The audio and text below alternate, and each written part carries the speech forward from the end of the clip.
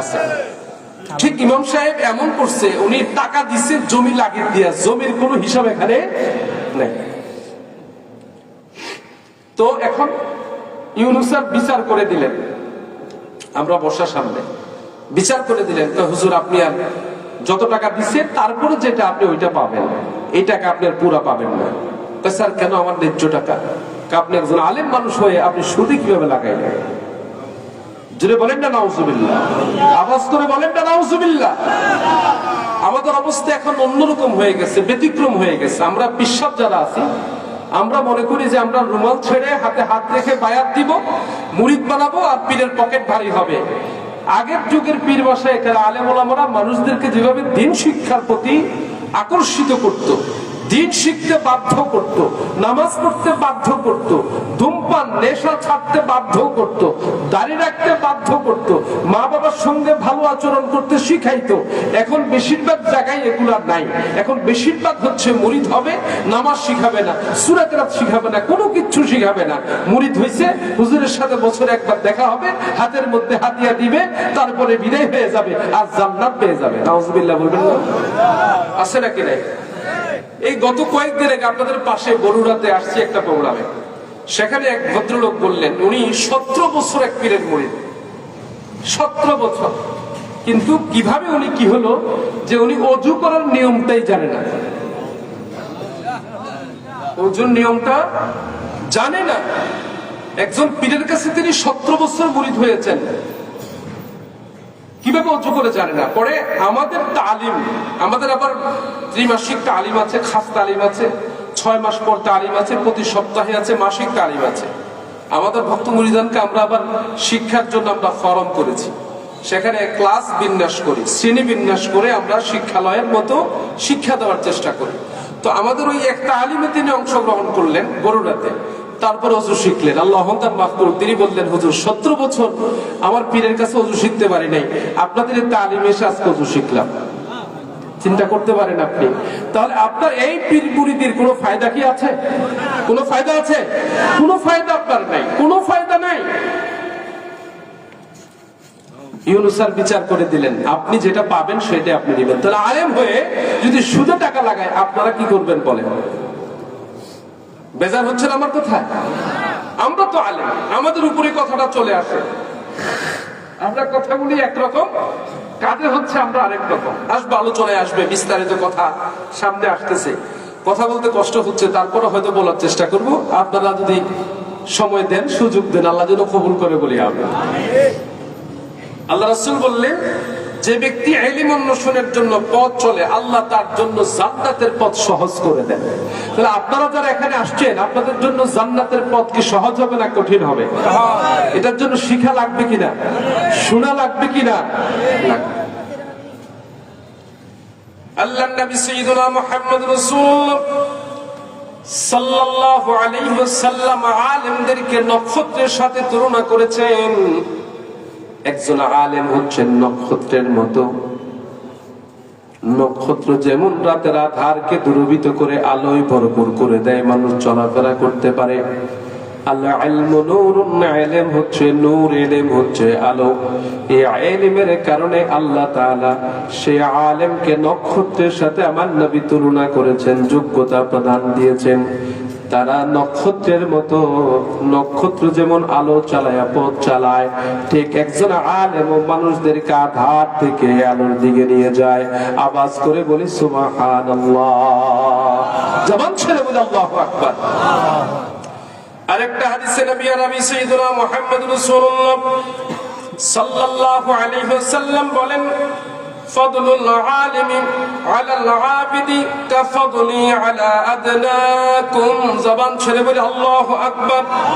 নবী সাইয়্যিদুনা মুহাম্মদ রাসূলুল্লাহ সাল্লাল্লাহু আলাইহি ওয়াসাল্লাম বলেন, একজন আবেদ মানুষ যে ইবাদত করে কিন্তু তার ইলম নাই, সে 5 ওয়াক্ত সালাত আদায় করে, ঠিক মতো তার দিনাতিপাত করে, আল্লাহর ভয়ে ভীত ইবাদত করে, তারপরও তার চাইতে আলেমের মর্যাদা এত বেশি যেমন আমার রাসূল বললেন তোমাদের মাঝে আমার মর্যাদা যেমন, আবেদদের মাঝে আলেমদের মর্যাদা তেমন। আওয়াজ করে বলি সুবহানাল্লাহ, জবান ছেড়ে বলি আল্লাহু আকবার।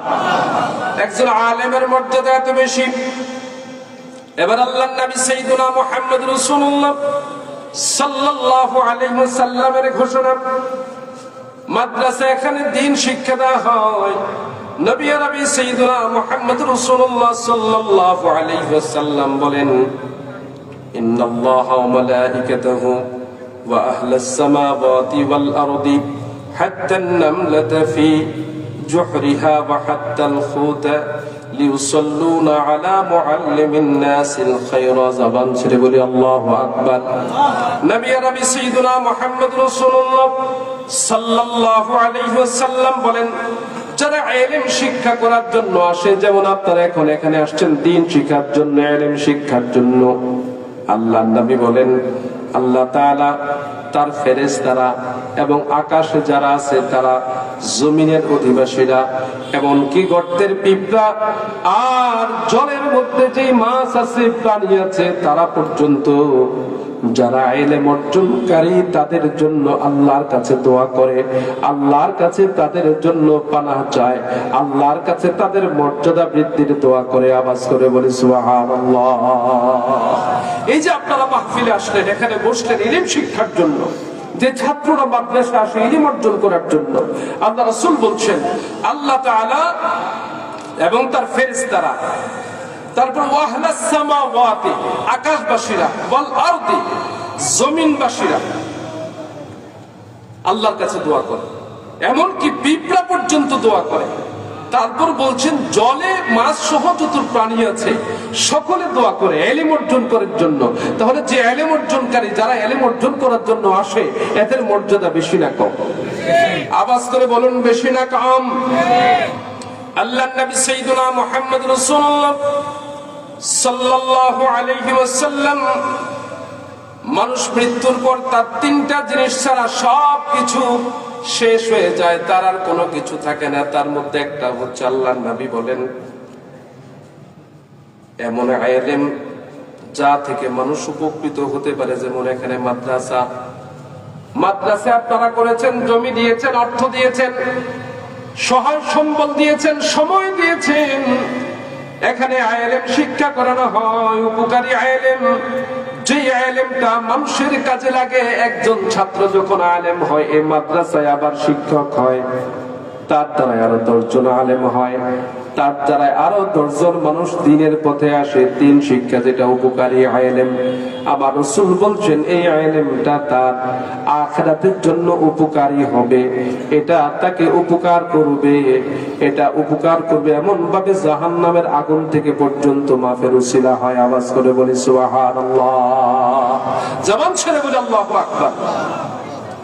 নবী আরবি সাইয়্যিদুনা মুহাম্মদ রাসূলুল্লাহ সাল্লাল্লাহু আলাইহি ওয়াসাল্লাম এজন্য ইলম শিক্ষার প্রতি খুব বেশি গুরুত্ব দিয়েছেন।